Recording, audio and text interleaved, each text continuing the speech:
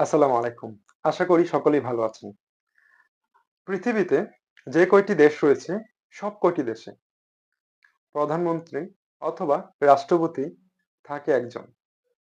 যদি আমরা কোনো দেশে দেখি ২ জন প্রধানমন্ত্রী রয়েছে, তাহলে চিন্তা করে দেখুন কি অবস্থার সৃষ্টি হবে?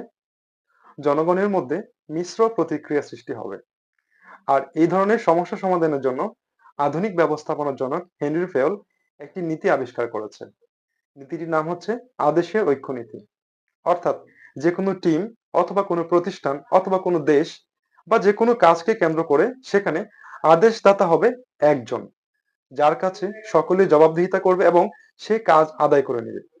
এখন ২ জন যদি আদেশ দান করে সেক্ষেত্রে আদেশ যারা গ্রহণ করবে সেই সমস্ত ব্যক্তিদের মধ্যে একটি বিশৃঙ্খলা সৃষ্টি হবে, যার ফলে কাজটি সঠিকভাবে আদায় হবে না।